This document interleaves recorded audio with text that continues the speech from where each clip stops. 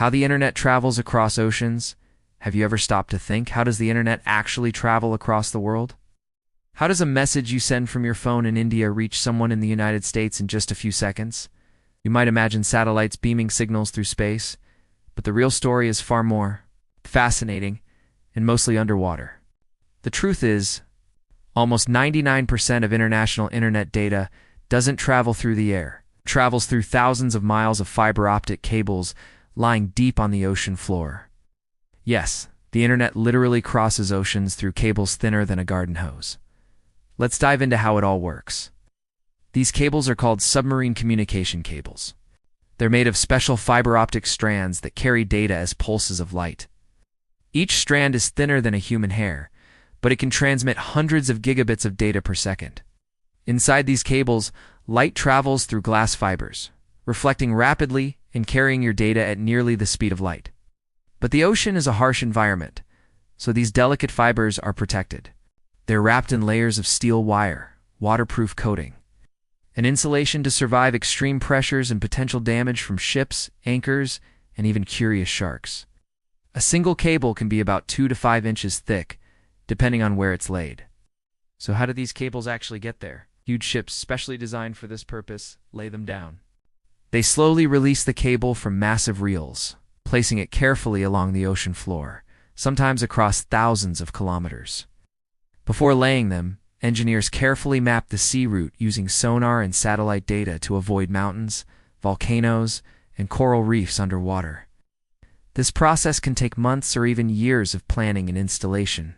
At certain intervals along the route, there are repeaters, small devices that boost the signal every 50 to 100 kilometers, because even light signals weaken after traveling long distances.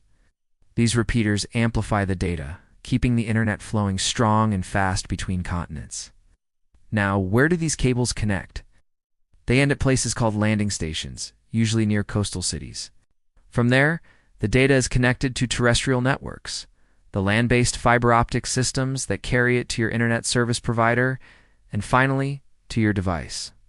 So, when you're watching a YouTube video from another country or sending an email overseas, your data likely traveled through these underwater highways from one continent to another in milliseconds. You might wonder who owns these cables? Originally, governments and telecommunication companies built them. But today, big tech giants like Google, Meta, Facebook, Microsoft, and Amazon own and operate many of these undersea networks. They need faster, more reliable connections to power their cloud services, data centers, and global apps. For example, Google built the Dunn cable between the US and France, which can transfer over 250 terabits per second. That's like sending the entire Netflix library in just a few seconds. Facebook and Microsoft jointly built the Maria cable across the Atlantic, one of the fastest in the world.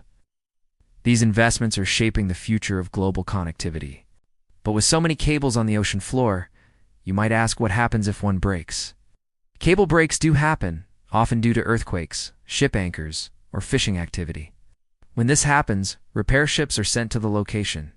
They pull the damaged section to the surface, fix or replace it, and carefully lay it back down. Repairs can take days or weeks, depending on weather and depth.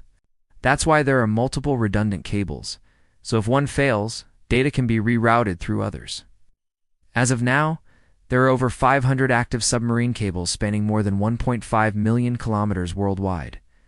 That's enough to circle the Earth nearly 40 times. Together, they form the invisible backbone of the internet, a massive underwater network that keeps the world connected.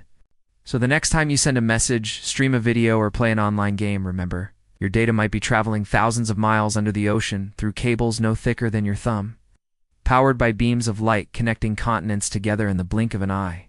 The internet, ISNT, floating in the clouds or beaming through space, it's right beneath us, traveling silently through the deep blue seas, keeping our world online.